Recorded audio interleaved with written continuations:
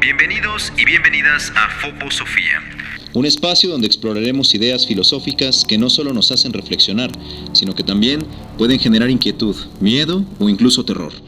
Aquí no solo hablamos de conceptos abstractos o cuestiones teóricas, nos adentramos en ideas que nos desestabilizan, que nos hacen dudar de lo que creíamos cierto y que, de alguna manera, nos confrontan con lo desconocido.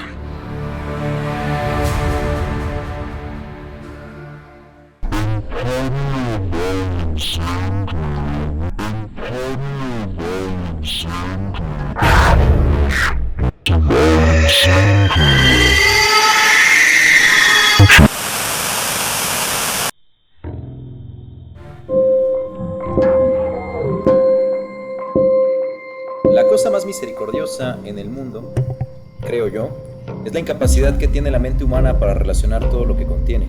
Vivimos en una plácida isla de ignorancia, rodeados por los negros mares de infinito, y no es nuestro destino emprender largos viajes. Las ciencias, cada una moviéndose en su propia dirección, no han causado mucho daño hasta ahora, pero algún día, la unión de esos disociados conocimientos nos abrirá a la realidad y a la endeble posición que en ella ocupamos, que habremos de enloquecer ante la revelación, o bien, de huir hacia la luz y la paz y la seguridad que da una nueva edad oscura.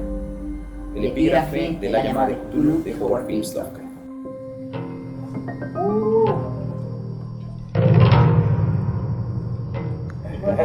Bienvenidos una vez más a otro capítulo de esta su serie favorita, Foposofía, terror filosófico. Hoy hablaremos sobre terror epistémico. ¿Qué es el terror epistémico? ¿Cuáles son sus, distintas profundidades? Aquí a nuestros panelistas se encuentra Boa, el buen Amadeus, Luisa, Philip y Rubén. Y pues bueno, la primera pregunta es, ¿qué es el terror epistémico? Bueno, a mí me gustaría como aclarar esta pregunta en particular, porque siento que si hablamos de terror epistémico, a lo largo como de esta charla quizás como que pensemos, bueno, eso no, ya lo habíamos dicho como terror filosófico porque se parecen bastante en sí, ¿no? A mí me gustaría pensar que el terror epistémico es como una parte del terror filosófico, pero no es todo el terror filosófico, ¿no? Quizás es como una subrama o una parte que desprende de él. El terror epistémico en este caso yo lo pondría cuando la razón, el lenguaje, los sentidos, la ciencia, por ejemplo, ya no garantizan la comprensión o el control de las cosas. Ya con eso no alcanza para saber, ¿no? Hay una duda.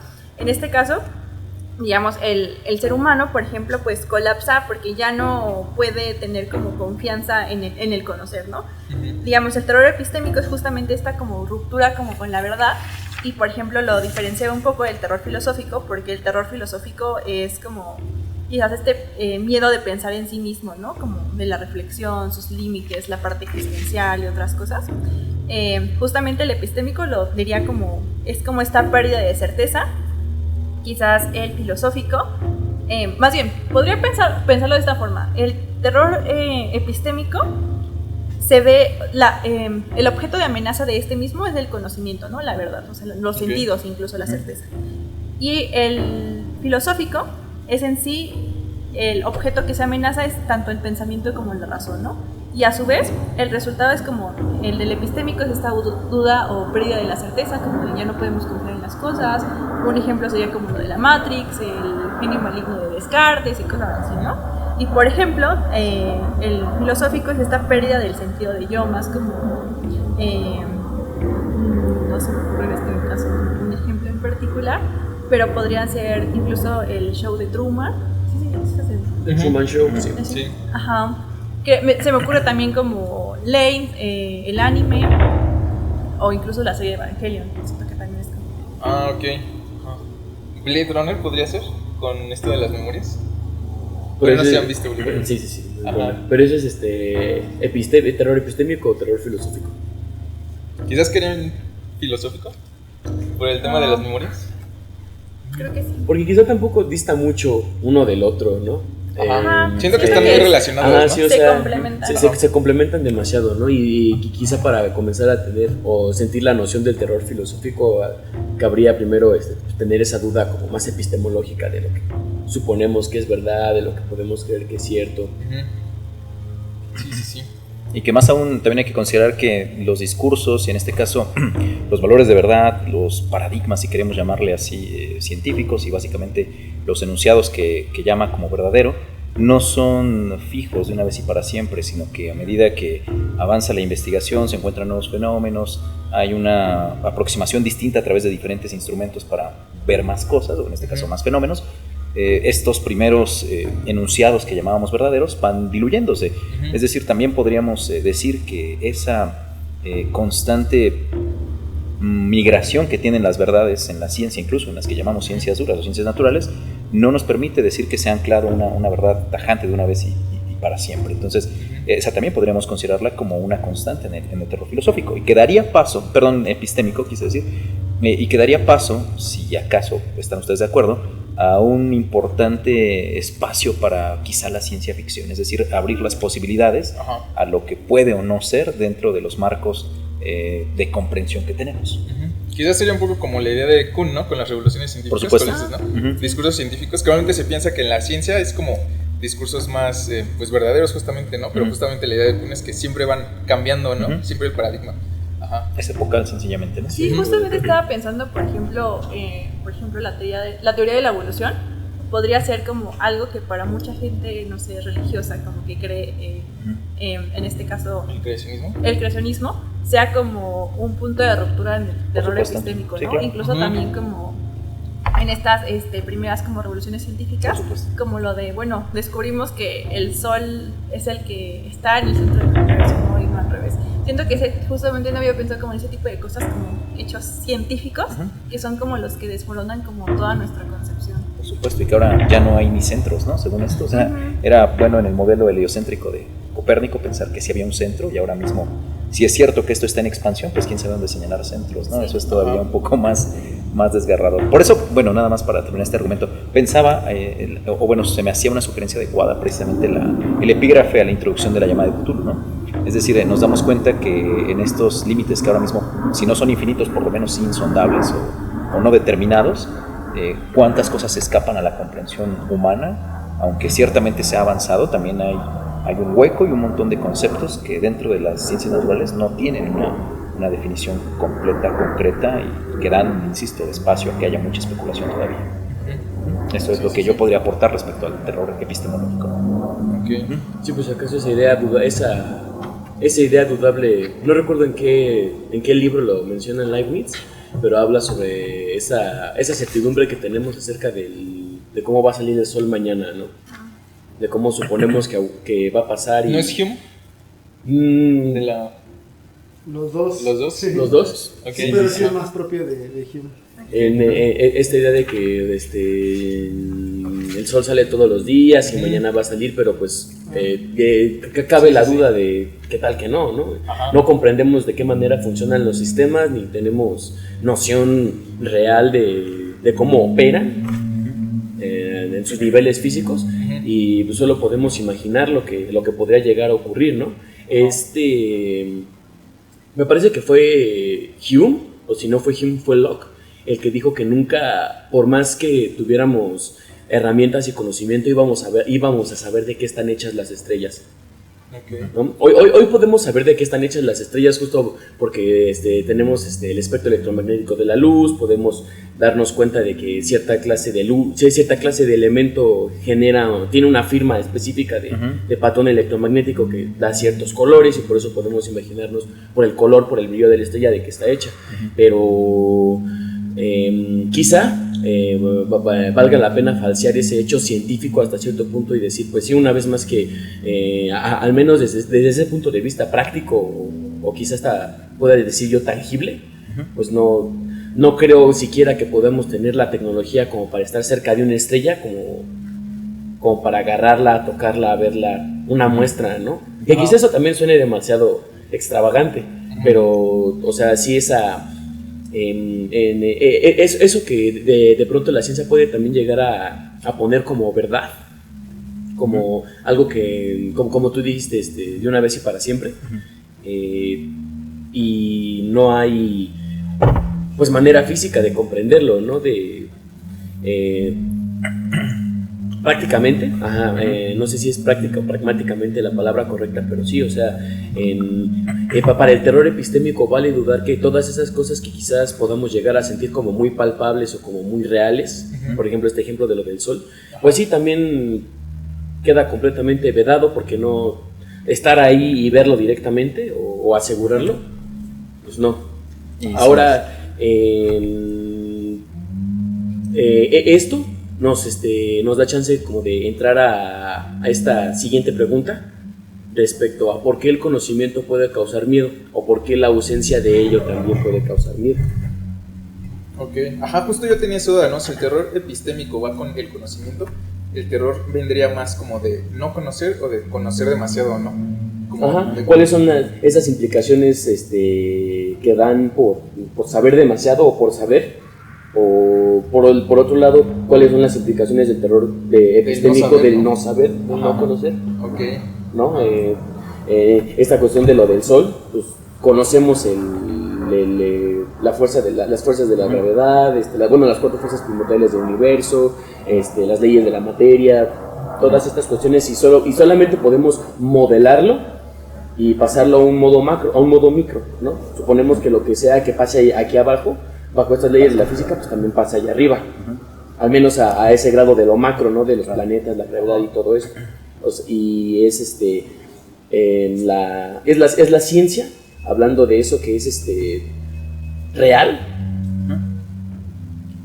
y la ausencia de ese conocimiento, de suponer que de pronto el sol mañana va a seguir saliendo, ¿qué clase de miedo puede generar? No sé si entiendan. Pues siento que Adelante. estaba pensando como, justamente creo que están estas dos concepciones, saber demasiado o saber muy poco. Saber muy poco en este caso te puede generar como angustia y como de no sé qué va a pasar mañana, ¿no? No sé si mañana va a salir el sol, por ejemplo, o no sé qué va a pasar con mi vida. Siento que el saber muy poco te da como esta sensación de tener poco control sobre tu vida o sobre las cosas, que siento que es algo como una sensación muy humana en este caso, como querer saberlo todo, tener el control y poder como dominar las cosas, ¿no? Como estar quizás preparado mentalmente para ello. Pero también está esta cosa contraria de saber demasiado. Me acordé de un creepypasta que se llama El pueblo donde nadie podía morir. Es un creepypasta bastante cortito, creo que no tan conocido. Y bueno, en resumen, digamos, en este pueblo, pues efectivamente un periodista va y trata de comentar por qué nadie muere, o sea, por qué no hay índice de inmortalidad, ¿no? Entonces descubre que todos, siempre viven, o sea, le dan un machetazo, le amputen algo, siempre como que están vivos y nadie puede morir, como si fuera una maldición. Okay. Entonces, conforme narran, dicen, pero ¿por qué decides como no morir por completo, no? Y es como, ya descubrimos que hay después de la muerte, ¿no? Y la verdad es que no nos queremos enfrentar a eso. Entonces, por ejemplo, estaba pensando, retomando como la idea de saber demasiado también te causa como ansiedad, porque las cosas te sobrepasan. Por ejemplo, si descubro que después de la muerte no hay nada, por ejemplo, para muchos es como demasiada información, realmente no lo quería saber. O el hecho de que, por ejemplo, sé que el sol se va a extinguir en algún momento, se va a volver una enana blanca. Digo, o sea, en algún momento ya no va a haber humanidad. O sea, esa información también me sobrepasa, como qué hago con ella. O sea, justamente se genera, tal vez no el sentimiento que normalmente conocemos. Porque vi apenas un comentario que decía, es que el terror psicológico, por ejemplo, no da miedo. Y justamente a veces no te da como este miedo de película de terror, de que un monstruo te va a perseguir, pero te genera angustia o incomodidad o te hace sobrepensar demasiado. Ok. Yo sobre eso, como esto del saber demasiado, yo justo estaba pensando en dos conceptos que vienen de Spinoza, los conocí hace poco, que es el subespecie Durationis y el subespecie Eternitatis. No sé si los han escuchado. Que justamente dice que son como dos puntos de vista diferentes, ¿no? El subespecie Durationis es como un punto de vista limitado, que es como el que nosotros tenemos en nuestro día a día, ¿no? Como un punto de vista como bastante subjetivo, donde estamos como muy metidos en nuestra vida humana. Pero dice que hay momentos donde tenemos como una visión de la realidad como en su totalidad, ¿no? Que es justamente el punto de vista subespecie Eternitatis, ¿no? Que es como ver el universo como en su totalidad, ¿no? Como alejarte un poco de tu cotidianidad, como de tu subjetividad individual y intentar como ver la realidad como un todo, ¿no? Como unificado. Entonces, estos términos vienen de Spinoza, pero Thomas Nagel los trata como de una manera como un poco más pesimista, ¿no? Porque justamente dice que desde el primer punto de vista, cuando estamos como viendo la vida y el mundo desde nuestra subjetividad, como que todas las cuestiones de nuestra vida parecen que son bastante importantes, ¿no? Como el qué vas a hacer mañana, cómo te va a ir en tu carrera, pues no sé, tu familia, tu propia muerte, como que son cosas que importan demasiado, ¿no? Y de repente como que entre más conoces, como que más puedes acceder a este punto de vista como más elevado, ¿no? Donde ves como que la realidad como más unificada, como que ves así como el universo como en su totalidad, ¿no? Y desde ese punto de vista pareciera ser que como que las cosas que tanto te importaban ya no tienen sentido, ¿no? Como que realmente todas esas cosas como, ¿qué voy a hacer mañana? Sobre cosas como mi muerte, incluso como que desde ese punto de vista eterno, como que parecen demasiado efímeras, ¿no? Como que ya no tienen como ningún sentido. Entonces, como justamente él dice que cuando vemos al universo en esta totalidad, como, y entre más conocemos, ¿no? Más podemos acceder a este punto de vista, justamente es lo que pasa, como que la vida pierde sentido, ¿no? Como que de ahí viene el miedo, ¿no? El saber demasiado, sí. Del saber demasiado. Quizá uno de los más grandes miedos justo de conocer aquello que me sobrepasa, aquello que quizá no necesitaba saber, es que entonces de pronto la mundanidad pierde sentido, ¿no? Justo. Sí. Tal vez hasta cierto punto también sea parte de la vida, pues ignorar tanto como sea posible, ¿no? O no sé, quizá pudiésemos hablar de esos límites del conocimiento, o de eso que pudiésemos llamar límite del conocimiento, y de pensar, entonces, ¿eso es una limitante natural? O sea, mi fisiología no me permite, mi cerebro no me permite conocer más, o es una clase como de frontera quizá un poco más existencial, y me refiero a que estoy destinado a no poderlo conocerlo todo, pese a que puedo, o pese a que la mente humana, el cerebro puede conocerlo, porque son cosas que no me competen. Y quizá también sea importante puntualizar en eso, ¿no? Que no hay ciertas cosas que nos compete conocer y otras que no. No sé. Bueno, si quieren, con respecto a este punto, son dos cosas con relación a lo que se están comentando. Dice el libro del Eclesiastés que quien añade sabiduría añade dolor. Es decir, entre más sabe, seguramente otras formas de dolor y consideraciones que nos angustien habría, ¿no? En un sentido muy laxo, muy sintético, es quien añade sabiduría, añade dolor, por una parte. Por otro lado, con respecto a lo que señala Moa, estaba pensando en el Micromegas de Voltaire, cuando llega este gigante con 300 sentidos, a los cuales le parecemos una hormiga, ¿no? Con nuestros 5 sentidos y nuestra trigonometría del siglo XVIII. Y te preguntas, Moa, de manera muy acertada, posiblemente hay cosas que no nos compete conocer, ¿cuál es el límite del conocimiento? Y es posible que el conocimiento humano, o seguramente está limitado, es decir, ahora mismo están aquí atravesándose una serie de ondas de Wi-Fi o no sé cuántas otras que ni siquiera percibimos. Es decir, sí, pues esta desmadre de las dimensiones, sí. Así, ¿no? O sea, obviamente quizá podamos concordar en que todas ellas coexisten en un mismo universo, si es que la teoría de cuerdas funciona de esa manera, y no podemos verlo y nunca vamos a poder observarlo. Y no obstante teoriza sobre eso. No obstante teoriza sobre eso. Estaba pensando a propósito de este punto, digo, para irlo acotando hacia otra parte que podría también quizá mostrarnos un poco de angustia. Seguramente han escuchado de la señal WOW. Es decir, múltiples satélites en la Tierra están tratando de captar señales venidas de otra parte, incluso se hizo lo propio, mandando los llamados discos de oro, ¿no? De los sonidos de la Tierra. Si es el caso que hay inteligencia en otra parte, pues esto es lo mejor que tenemos. El sonido de la naturaleza, algunas de nuestras mejores piezas musicales, las palabras de una madre a su hijo. Es decir, si nosotros las recibimos, tal vez ni siquiera teníamos la tecnología para, uno, recibirlas, dos, interpretarlas y saber qué significaban, ¿no? Entonces, si es el caso, lo que decimos, pueden existir otras formas de conocimiento más allá del nuestro que se aproximan o que tematizan, digamos, el cosmos. No lo sabemos, no lo sabemos, y lo vamos a saber, quién sabe. Posiblemente ahora mismo pasaron o van a pasar y no lo vamos a captar. Y es como queda ese hueco en la posibilidad de saber que eso pudo ser o puede ser, que no lo vas a conocer. No sé cuán angustiante resulta o cuán tranquilizador también podría ser, porque es como te lavas las manos, eso no me compete, a lo mío. Regresemos al sentido de la mundanidad, ¿no? Como decían hace un rato, que cobre valor lo inmediato. Un vaso de agua con mis amigos, ¿no? Agua. Esto quizá nos lleve a otra de las preguntas, ¿qué diferencia hay entre el miedo a no saber y el miedo a entender demasiado? No sé si alguien quiera comentar. Creo que es un poco algo. lo que ya estamos como hablando, ¿no? Ajá, sí, o sea, sí. Siento que, por ejemplo, la idea de no saber, como que siempre, o sea, el de la ignorancia, por así decirlo, pues te impulsa como a buscar más. Por ejemplo, estaba pensando en estas historias donde el protagonista de una historia de terror termina siendo como condenado porque vio algo que no tenía que ver, Claro. como que buscó algo que no tenía que ver. Y ahorita que estabas mencionando en tu última participación, me acordé, por ejemplo, del mito de Adán y Eva, ¿no?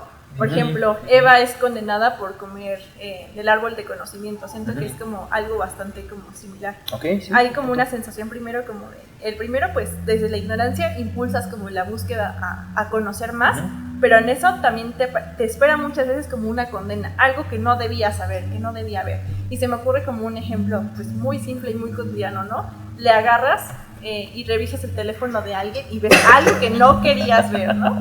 Entonces, ¿Eso también es terror epistémico? ajá, yo creo que Sí, el punto es pero al conocimiento, güey, en efecto, sí.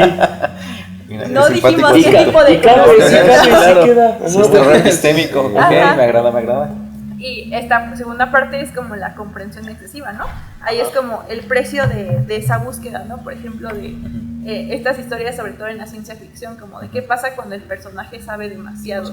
Como, ajá, por ejemplo, en muchos relatos de Lovecraft, es Claro. como llega el personaje, sabe demasiado y cae en la locura, ya no puede hacer como nada de eso. Entonces, siento que sí hay como vertientes como Sí, por bastante supuesto. diferentes en esto. Claro. Me Sí, cae sí. en la locura. No sé qué sí. tú pienses. Pues estaba igual pensando en su concepto de lo que estaba planteando hace rato fuera de cámaras. Me quedé igual como que con eso hablaba desde que llegamos con este autor que había contado, porque googleé ahí terror epistémico, ¿no? Para ver qué pensaba la IA de todo esto, y creo que se iba referido completamente hacia la parte del psicologismo y el psicologismo, y esta parte es como algo como lo que estaban planteando ahorita, pero estaba así como que hilando el asunto, y creo que todo nos remite a que el terror epistémico va con el escepticismo del conocimiento, ¿no? Hace otro grupo salió a flote, de Hume, el mayor escéptico que ha habido, yo creo que en la historia, y él en su intento de hundir a la metafísica completa experiencia, lo que hace es eso, es llegar a convertir, a decir, en realidad podemos descubrir el conocimiento o simplemente estamos haciendo pura relación causa y efecto, que no necesariamente dependen de cuestiones metafísicas, sino que es la costumbre. De hecho, él lo pone así, ¿no? Es la misma costumbre. Y está así como que entredicha ahí la empresa de Kant, porque al final creo que toda la... Cuando vi igual el tema, igual me dije, tiene que ser Kant ahí, porque para mí es el padre, ¿no? Aunque es así una persona aburrida y todo lo contrario, a veces las cosas suceden inesperadamente, ¿no? ¿Cómo pensar que de uno de los más grandes sistemas del idealismo alemán, racionalistas, puede salir algo tan terrorífico como el noumeno, ¿no? Como la cosa en sí. Y afirmarlo, ¿no? Como que esa parte dice, no más, o sea, volteas a ver la portada. Y así estoy leyendo acá, ¿no? ¿Qué estoy leyendo, no? Porque si esa parte es así como que todo tiene que ver con la obra de la razón, pero cuando empieza a afirmar esa parte de la cosa en sí es cuando ya titubea. De hecho, los diferentes planteamientos que le hicieron acá en las críticas, por ejemplo la de Reinhold, que fue la más pesada, va hacia eso, la cosa en sí, dice que cómo está que la cosa en sí, cuál es el fundamento. Y está así, se quedó un rato en suspenso eso, y me gustó un acercamiento que hace a partir de la obra de Fichte. No me acuerdo del nombre del autor, pero es un libro muy interesante sobre la obra del romanticismo alemán, enfocado en Fichte. Y dice el autor, cuando Kant hizo eso de la cosa en sí, Fichte llega y propone que es la conciencia absoluta, ¿no? La que se percibe a sí misma y permite que se haga la proyección del no yo. Pero dice ahí, el problema no es cuando plantea un referente ideal, un referente dentro del idealismo, porque tiene que ser idealismo, tiene que ser metafísica, fuera de la experiencia, sino el problema es por lo que descubre a partir de ese desplazamiento de ese objeto, ¿no? Porque al desplazarlo, pues abre todas las profundidades del inconsciente y sobre todo la parte del miedo, ¿no? Y todos los temas que vienen a la fecha. Pues es tan inmenso ahora sí que el abismo que da que surja el Sturm und Drang, ¿no? Y completamente todo el romanticismo alemán. Aludiendo, sí, esa figura está muy interesante de la oscuridad, porque es lo que se abre, ¿no? En realidad, cuando alguien quita el fundamento del idealismo dentro de la razón, ¿no? Y la coloca en el absoluto. Porque entonces, en realidad, si eres producto del absoluto, entonces el absoluto prácticamente se está conociendo a través de cada una de las conciencias. y seguir el esquema, es como un poco fenomenología, pero Ujú. hay partes donde ya el lenguaje ya no permite como que hacer un análisis introspectivo, y por ejemplo el romanticismo usa la poesía, el aforismo, sobre todo Schlegel hay una parte en Lucinda, que es una de sus novelas más interesantes, y dice eso, dice el espíritu se revolotea, o sea, se complace en no contemplar algo como manuales, cosas determinadas, sino que se complace al ver algo indefinido, dice, porque se parece a él, se refleja.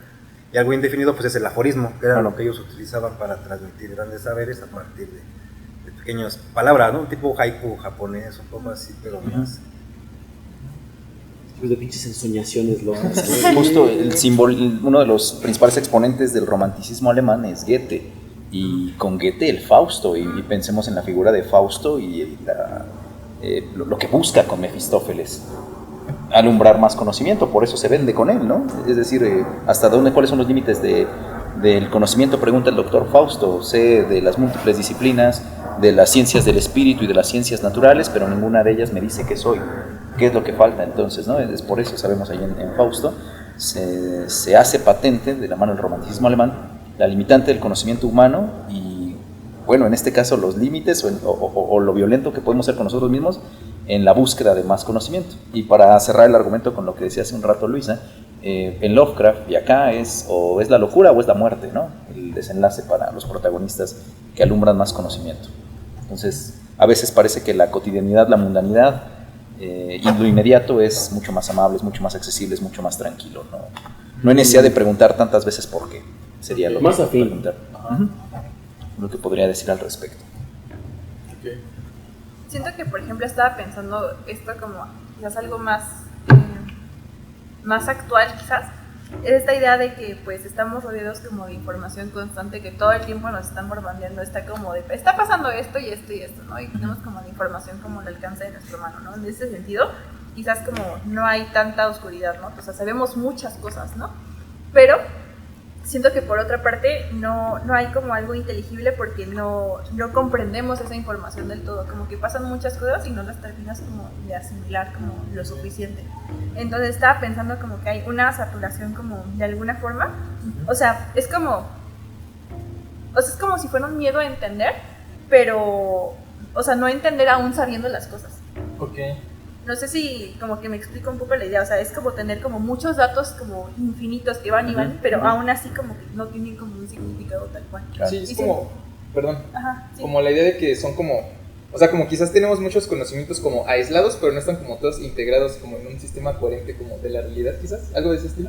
Ajá, siento que eso también como podría ser. Como decía Rubén, quizá el lenguaje ya no da para más, o quizá no sea una falta como de lenguaje, ¿no? Sino como de sintaxis o de inteligibilidad, cómo relacionas unas cosas con otras. Quizá yo puedo pensar que hasta cierto punto el problema es ese, quizá no que no haya o que haya mucho conocimiento o mucha información, sino más bien tener las herramientas como para relacionarlo, como para encontrar relaciones en aquello que podemos encontrar y aparece, ¿no? Y esto que tiene que ver con otra cosa, ¿no? O las mismas maneras de interpretarlo. ¿Cómo interpreto eso? No tengo las herramientas, el bagaje, el contexto. O sea, es probable que toda la información, es probable que todo el conocimiento esté puesto, dado, por así decirlo, pero quizá no tenemos la manera de cómo relacionarlo con nuestras propias palabras o con nuestros propios pensamientos. Siento que esto también me remonta quizás a la idea de estas crisis existenciales que está como con el horror cósmico, de te enfrentas a una verdad que no puedes como comprender. Exacto. Entonces, sí, siento que esto se remite como bastante.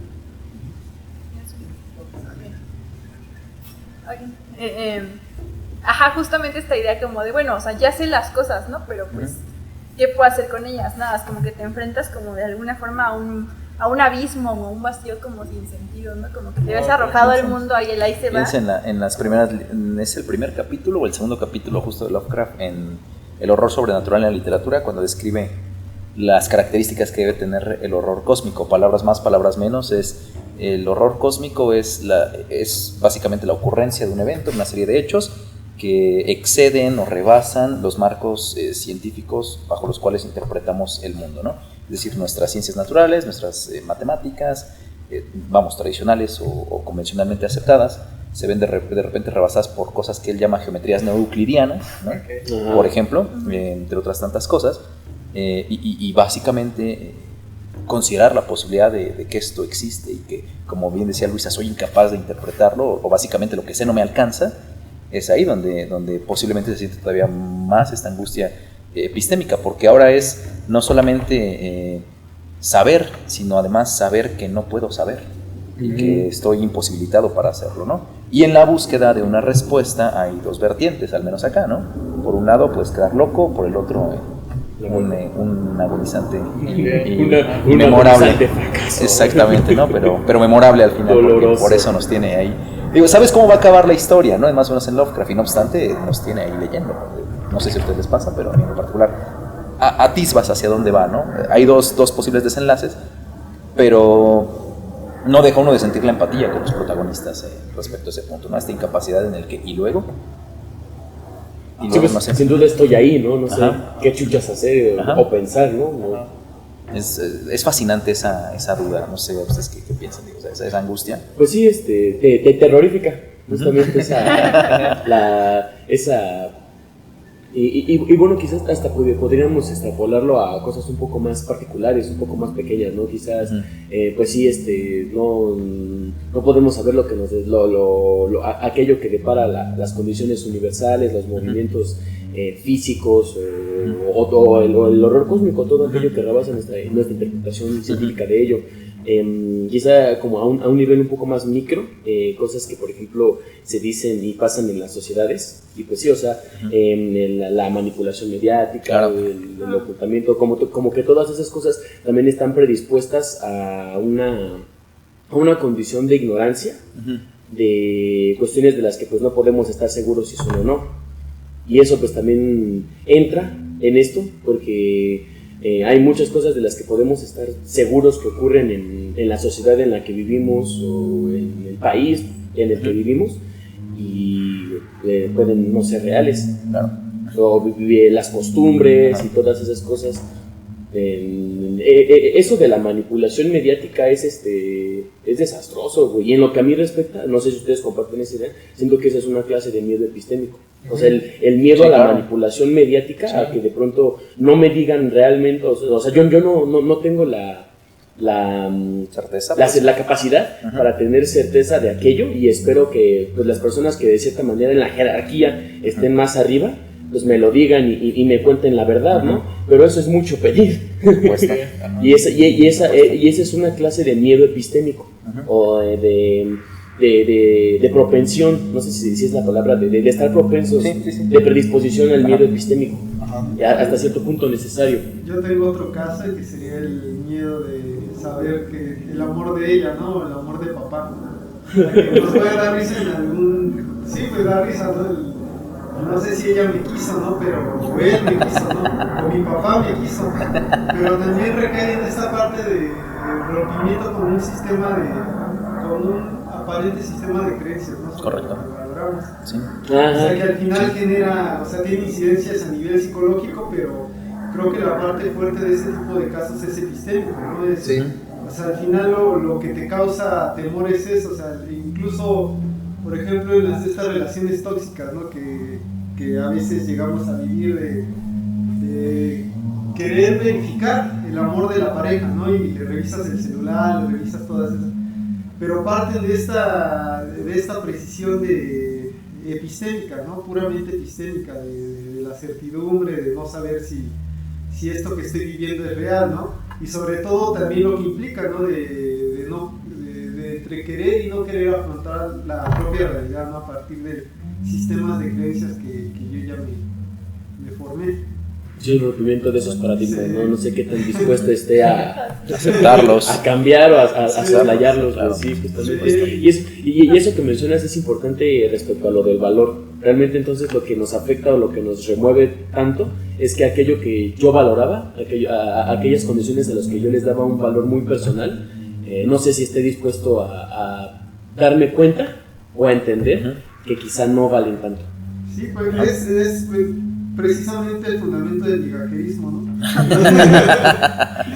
Sé que es trivial hablar de estos temas, pero pues parte de ser migajerismo es no querer afrontar la realidad, la evidencia que te arroja la realidad, ¿no?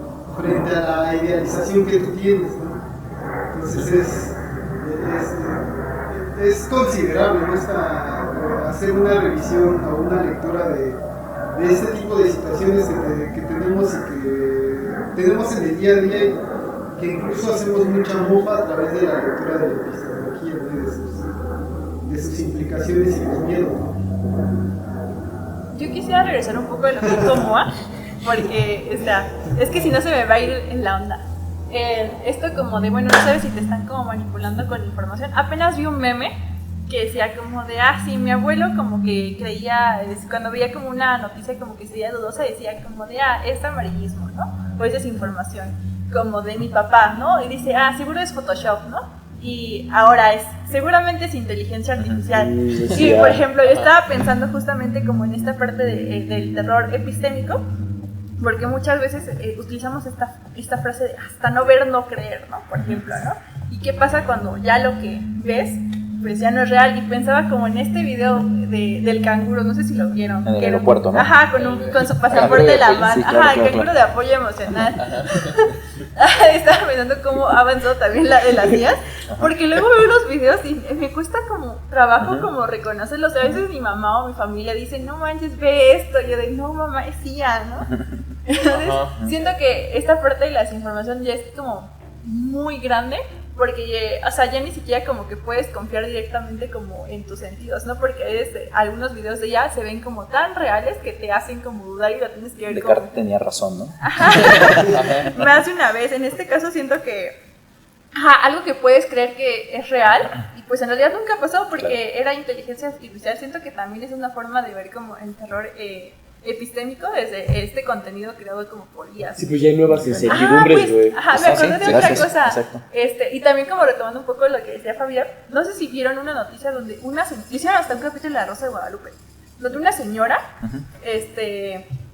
creyó que estaba teniendo contacto con su artista favorito, que era un cantante, pero resulta que la estafaron y que solamente estaba hablando con una inteligencia artificial. Entonces hasta hacían llamadas y eso, y como que solamente era como una IA que pues se hacía pasar por, o sea, una persona detrás, ¿no? La programaba y le sacaron un montón de dinero a la señora y hasta se iba a divorciar y ese tipo de cosas. Siento que ahí también se muestra justamente el terror epistémico, ¿no? Aunque sea como cosas que pueden parecer triviales. No, sí, claro. Y es que sí son ya evidentes, ¿no? Están a la vuelta de la esquina. El hecho de que ahora mismo con el intercambio de opiniones que hacemos aquí, eventualmente nuestras voces puedan, no sé cómo decirlo, mezclarse, editarse y hacerme decir que, no sé, cualquier barbaridad. Iba a decir, iba yo a decirlo aquí, pero ya no sé, iba justo a distinguir si estaba yo bromeando o lo estaba yo diciendo en serio, ¿no? Exacto. Entonces, vale. Si por ahí me escuchan en alguna hotline, no soy yo. No sé quién vaya a letrar con mi voz, pero ese no soy yo.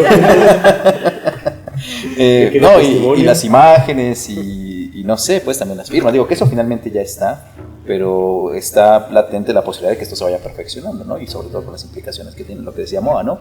Y que también iría otra vez amarrando el argumento con lo que traíamos hace rato. Se mueven los paradigmas, se mueven las verdades, se mueven los progresos científicos, las nuevas teorizaciones, y con ello también abrimos a nuevas formas de temer, por decirlo también en ese sentido, ¿no? Que sería eso, ¿no? Un poco más trivial, pero al fin del día no menos problemático. Justo, quizás sea, me parece interesante dejar esas cuestiones para un capítulo aparte, porque siento que podríamos hablar sobre eso un buen rato, acerca de la inteligencia artificial, del alcance que podrían llegar a tener y todo eso. Y bueno, con esta última pregunta creo que podríamos llegar a dar pauta a ese capítulo. ¿Qué sucede cuando las máquinas producen saberes que ningún humano comprende?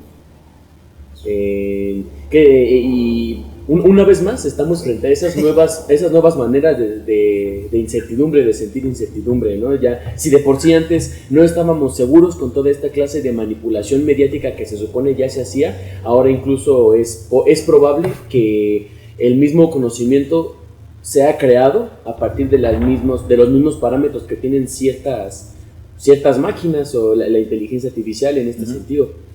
O sea, ya es más complicado darnos cuenta si lo que realmente nos está diciendo es o no es, ¿no? No sé si a ustedes les ha pasado en conversaciones, no conversaciones, preguntas que yo he hecho a la inteligencia artificial, luego la inteligencia artificial se equivoca.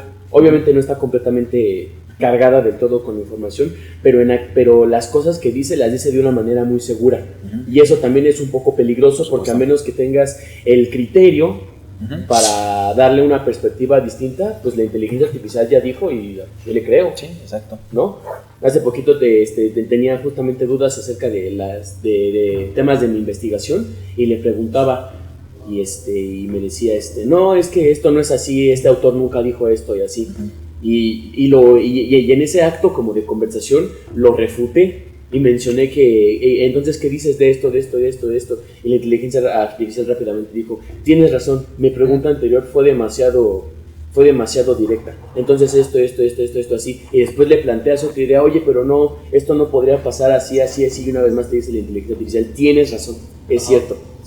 O sea, como que no es estúpida como para darse cuenta que quizá no tiene todo el conocimiento, pero también es lo suficientemente complaciente como para darte la razón y decirte sí, así es. Esto es así, lo que yo digo es así, ya no le busques más. ¿Y hasta qué punto podemos confiar en ello? ¿O qué tanto podemos fiarnos de esas ideas? O cambiándolo hacia otra perspectiva, ¿cuánto podría, si las cosas ya ocurren así, cuándo podríamos creerle entonces a la inteligencia artificial o a la máquina que crea algún conocimiento? O sea, si la máquina ya va a empezar a hacer conocimiento, después de todo esto que acabo de comentar, ¿cómo le creo? Obviamente si me dejo llevar y nunca la cuestiono, le voy a creer cuando haga conocimiento. Pero qué tal que entonces, si somos así y pensamos y decimos es que la inteligencia artificial también se equivoca, ¿qué tanta certeza podemos obtener de lo que la inteligencia artificial nos diga o la máquina nos diga ya cuando se diga que haga conocimiento? Y que es justo lo que decías, que es como el tema de las alucinaciones, ¿no? Que la IA alucina, pero aparte te lo dice como de una manera como muy, como dices, ¿no? Como muy certera, como muy confiada en sí misma, ¿no? Y justo como dices, pues a menos que tú tengas como ya bastante conocimiento en el tema o bastante criterio, como que es fácil, ¿no? Creerte lo que te dice, ¿no? Sí. Sí, exactamente. La facilidad que se tiene para creer en lo que diga. Bueno, antes de continuar, hay que decir algo porque siento que ya me explayé demasiado en esto. Bueno, es que pensaba como dos cosas en particular. Uno, justamente que pues la IA te da como resultados que funcionan, ¿no? Pero esto siento que también como es un tema complicado porque pues conlleva otras cuestiones, por ejemplo, la parte en la que hace falta una regulación ética con las IAs, ¿no? En el sentido de que pues no sabes de dónde vienen como las respuestas, o sea, funciona, pero pues nadie entiende cómo, ¿no? O sea, no sabes como cuál es la transparencia detrás de estas cuestiones, ¿no? O sea, no sabes con qué información está cargada y demás. Entonces, también ese es un problema, ¿no? Porque pues fabrica como realidades que pues, son falsas, como quizás objetivamente o desde cierto conocimiento como más práctico, pero para algunas personas es como su verdad o su realidad como completa, ¿no? Y también estaba pensando como en el otro aspecto, que es como que las IAs, por ejemplo, podrían llegar a desplazar esta idea de que el conocimiento es como meramente humano, ¿no? O parte únicamente del humano. Entonces, siento que esa también es como una parte que te genera como tensión, porque es como, bueno, el conocimiento o la inteligencia pues es aplicada solamente al humano, ¿no? Como quizás antropocéntricamente. ¿no? Bien antropocéntricamente. Sí, pero pues, por ejemplo, hay un autor que se llama Luciano Floridi que habla de que las IAs pueden crear datos que llama sintácticos, es decir, como datos que saca a partir de información que tú le das, pero son datos nuevos al final de cuentas, ¿no? Por ejemplo, el reconocer patrones, no sé, en radiografías o cosas como ultrasonidos, es como de, aquí hay un tumor, porque tú no vistes como médico. O en estas cosas como de que aprende a jugar al AlphaGo, algún, como otro juego de mesa, como ajedrez y demás, y te crea partidas o movimientos que pues no sabías que podías hacer. Entonces, siento que también en ese sentido, digamos, aunque pues teóricamente podemos decir que la IA no entiende pues en sí como en la parte semántica, sí genera datos que hacen que se desplace el humano como esta figura figura central. Entonces también creo que de ahí podría partir la idea del terror epistémico, porque esta forma de conocimiento ya no surge meramente de nosotros. Exactamente. No lo digas tan directo porque te va a escuchar. Yo estoy a favor de la idea. Ya cambió. Pero no como te los creas, Simpsons, Siempre le digo gracias a ChatGPT. No te la creas, Cia, yo te apoyo, yo soy contigo. Como el basilisco, ¿no? El basilisco. Ajá, Viene- yo siempre estuve a favor de la creación del basilisco. Viene Terminator asomándose, ¿no? Ajá. Y habría que pensar si, digo, se genera conocimiento, pero después el siguiente paso, y posiblemente eso también daría pie a no pocas discusiones, es si la IA tendría la capacidad de falsear ese conocimiento. Okay. O sea, de falsearse a sí misma, ¿no? De ponerse a prueba, digámoslo así, en términos de Lakatos y Kuhn, ¿no? Generar sus propios paradigmas y eventualmente cuestionarlos y ver si puede otra vez superarlos, ¿no? Falsearse o Sí. qué pretender Sí, pues hacer. eso reflejaría cierta humanidad. Exacto, en ¿no? ella, ¿Cómo? ¿no? Y algo que mencionaba esta Luisa era acerca de plantear una ética para la inteligencia artificial, ¿no? O sea, si la inteligencia artificial, y lo creo bastante necesario, si la inteligencia artificial ya está generando conocimiento, ya es lo suficientemente no consciente, es lo suficientemente Capaz. sapiente, capaz de hablar incluso de la conciencia. Quizás ya debemos estar preveyendo que tarde o temprano va a poder hacerla ella sola, y para ese punto también tenemos que pensar que no solamente va a necesitar más parámetros o va a necesitar más información para hacer conocimiento, sino también reglas para mediarlo, para regularlo. O sea, si ya se está metiendo en el campo humano, por así decirlo, si ya cada vez más se parece a nosotros, entonces pues sí, eventualmente tenemos que darle un modelo de ética. Sí. Y no sé si sea algo que ella aceptaría. Ya, y ve despacio, o sea, ya hablando de ella como si fuera alguien más, no sé si sea algo, no sé si como voluntad propia, no sé si sea algo que la inteligencia artificial llegaría a aceptar si se lo damos nosotros, o si sea algo que a huevo ella misma tenga que autorregularse, ¿no? Y eso pues como dices, daría no poco de qué hablar, porque qué clase de ¿Qué le vas a enseñar, no? O sea, ¿Que sea aristotélico? No sé si. Que sea aristotélico, tomista, no sé si le haga caso a Kant, o incluso puede ser utilitarista, claro, ¿no? Stuart Mill. Stuart Mill, ajá. Sí. No, John Stuart Mill es el de Sí, no, es el utilitarismo. Entonces, ¿cuál es el de la teoría de los sentimientos morales? Adam Smith. Sí, tienes razón. Stuart Mill.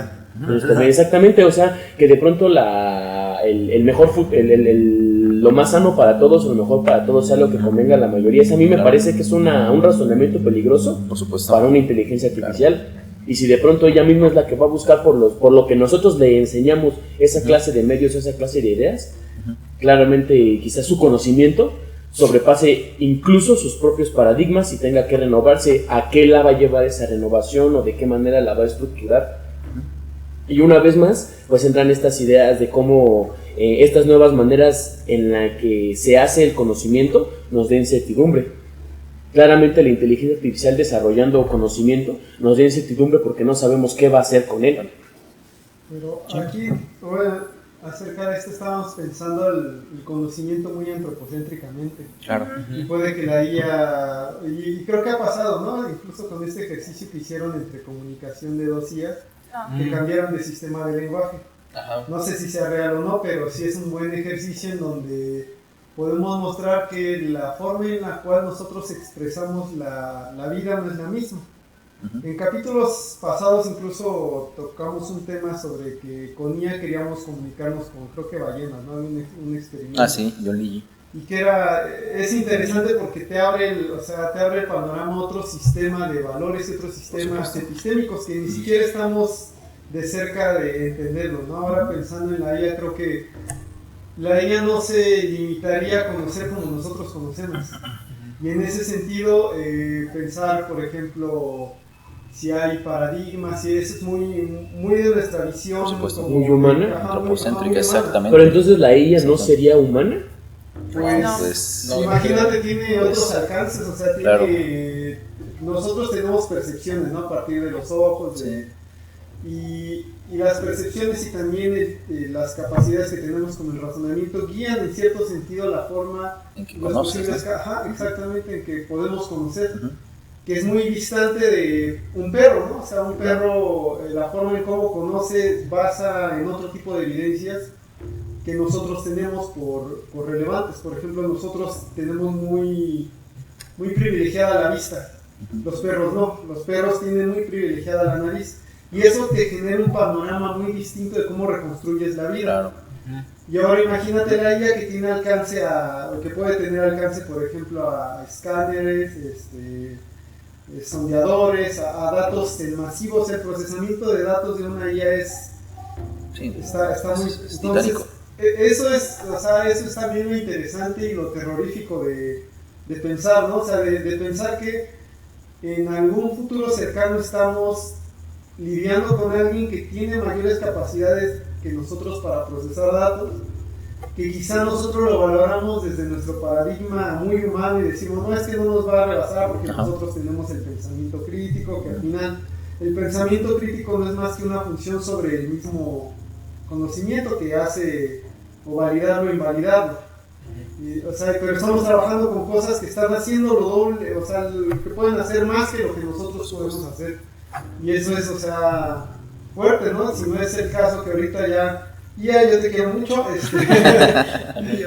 yo te enseñé a saber que era la verdura del caldo, entonces... Pero No te es lo tomes a interesante, pecho, ¿no? este otro panorama, ¿no? Salir un poco del enfoque humano Ujú. y antropocéntrico y pensar en los otros mundos posibles, ¿no? Y ver qué incertidumbres tenemos ahí, ¿no? Que ese es lo que aporta nuestro discurso sobre terror filosófico. Pero eso es muy peligroso. Sí, porque si no tiene, o sea, si sobrepasa para ella la ética humana, entonces, Que la regula. ¿qué la regula? Sí, claro. O sea, si mismo problema. en todo caso tiene la capacidad para sobrepasarse a sí misma, ¿qué la va a regular? ¿O de dónde va a sacar parámetros para regularse a sí misma? O sea, quizá eso también, eso es muy terrorífico, de acuerdo a esto de lo del terror epistémico, porque imaginarnos de dónde va a sacar la inteligencia artificial preceptos éticos para regularse a sí misma, es algo que no creo que podamos Elucubrar ahora mismo, inteligir. ¿no? Sí, exactamente. O sea, una cosa es como cuando Tomás de Aquino dice que la única manera de ver a Dios o de entender a Dios es a través de la inteligencia. Entonces ya ni siquiera por medio de la inteligencia podemos entender lo que la IA va a hacer consigo misma después. O sea, entonces eso la vuelve demasiado peligrosa, porque en todo caso podría cumplir el papel que nosotros estamos plantando de Dios incluso. Claro. O sea, quizá ya muy extremo y ya un tanto imaginativo, pero de antemano, pues sí, o sea, la inteligencia artificial más desarrollada podría llegar al grado de una deidad. No sé, me estoy debrayando, no Ya sé lo qué tienes piensan. ahí, Creo ¿no? que teóricamente sea como el extremo más... Sí, pero o sea, muy lejano, ¿no? Y no lo comprenderíamos, no podríamos hacerlo. Ajá. Siento que hay un manga muy bueno que se llama Blame, como culpa. Ujú. Trata un poco sobre esto, como una inteligencia artificial como masiva, como que... o sea, se va construyendo como a sí misma, como una ciudad, y ya no sabes como ni el propósito de por qué se sigue construyendo a sí misma. Entonces, es un manga muy bueno por si lo quieren como leer. Blame. Culpa, ¿no? La verdad sí está muy bueno también. O sea, siento que toca otros terrores como filosóficos, incluso habla como un poco de transhumanismo y demás, como esta pérdida de la identidad del ser humano y otras cosas. Entonces, siento que es como gran ejemplo. Y siento que también como quizás para ir cerrando, porque siento que respecto a lo de la IA se puede hacer como un debate muy grande, la verdad. Entonces, quizás para esto. Estaba pensando quizás, no sé, una pregunta que podría hacer es como de ¿por qué necesitamos sentir que lo que creemos es verdad? O sea, como de ¿por qué es tan necesaria como esta verdad o esta creencia para poder las cosas? Ajá. Yo pensaba, por ejemplo, en otro anime, perdonen que mis referentes culturales sean anime. Sí. Vive el anime. Hay uno que se llama Blood Sea, o Blood Sea. Sí, Blood Sea. Bueno, la protagonista, que se llama Saya, pues vive en un pueblo y caza como una especie de demonios vampiros, ¿no? Entonces, conforme se va desarrollando la trama, se va dando cuenta que toda su realidad está siendo manipulada, o sea que realmente pues ni siquiera su identidad es suya, tiene una identidad como completamente diferente, entonces hay una destrucción como del yo. Pasa pues muy similar con el show de Truman, ¿no? Entonces siento que, me parecen como dos ejemplos donde lo que creemos que es verdad nos dan justamente esta estructura de identidad del yo, o sea, no solamente entiendo cómo funciona el mundo, sino que me permite tener como un eje de hacia dónde me dirijo, que soy yo. Entonces siento que también por eso es como tan importante el terror epistémico, porque esta verdad constituye como parte de la identidad o del sentido. Y esto también lo digo ya como para ir cerrando. Yo también pienso que como que sí necesitamos vivir en ciertas certezas, ¿no? Porque como dices, o sea, creo que las certezas que tenemos sobre la realidad o del mundo, como nuestra cosmovisión, al fin y al cabo, son certezas sobre nuestra identidad, ¿no? Como qué lugar nosotros ocupamos dentro de esa realidad, ¿no? Entonces, creo que si no tienes como certezas sobre tu realidad, realmente no tienes certeza como de ti mismo, ¿no? Entonces, creo que son crisis existenciales que pueden quedar muy fuertes, ¿no? Si no tienes como esas certezas. Sí, pues sí, hasta mediadas, ¿no? Como dices, no podemos vivir en este mundo si no tenemos certeza de algo, pero pues esa certeza, ¿qué tan cierto es, no? Quizá nos aferramos a creencias que simplemente son funcionales. Por supuesto. No necesitan ser ciertas, ¿no? No necesitan ser ciertas para ser para darle sentido a la vida de las personas. Funcionales o cómodas, ¿no? Sí, exactamente, más bien ¿no? cómodas, apropiadas, güey, o sea, como que relevantes para el modo de vida que estamos llevando. Pero no tienen que ser reales. Y lo curioso es que pese a que habría, digamos, casos en los que pese a que sabes que no es adecuado, que no es real, te das cuenta que es funcional y que es lo que le ha dado amalgama y sentido a tu vida, pues lo vas a mantener, ¿no? O se va a conservar por costumbre, por conveniencia, por múltiples factores, ¿no? Que te hacen, digamos, más bien llevar y mantener la vida tal como se ha configurado hasta ahora, que darle un giro de 180 grados, ¿no? Sí, pues es raro pensar en eso, que de antemano podemos llegar a creer que sí todo es inventado, que todo está planteado y está normado por algo que no soy yo, pero de todos modos decido creer en ello. Qué raro pensamiento ese de sé que no es verdad, o sé que no podría ser llamado verdad del todo, no tengo certeza de ello, pero decido creer. Yo solo quiero creer, dice una frase de los Expin Secretos X, ¿no? I want to believe. Sí. Bueno, este fue como parte del capítulo de hoy, de hablar un poco del terror epistémico. Y quizás para llevar como un poco la dinámica, en otros capítulos pues queremos explorar como más cosas, por ejemplo, acerca de transhumanismo, que es uno de los temas como que se tocó quizás superficialmente con este tema de la tecnología, de la IA, de esta parte del desarrollo humano, incluso quizás como temas de ética, ¿no? Entonces en el siguiente episodio probablemente hablemos como un poco más de este tema. Espero les haya gustado como el capítulo de hoy y no hayan sido puros de brollos mentales, y sobre todo que quizás se vayan con un poco de incomodidad, quizás, ¿no? Como de, bueno, quizás me empezaré a cuestionar un poquito las cosas. Y ya sabes que el migajerismo es un tema epistémico. Efectivamente. ¿Sabes? No soy migajero, tengo terror epistémico.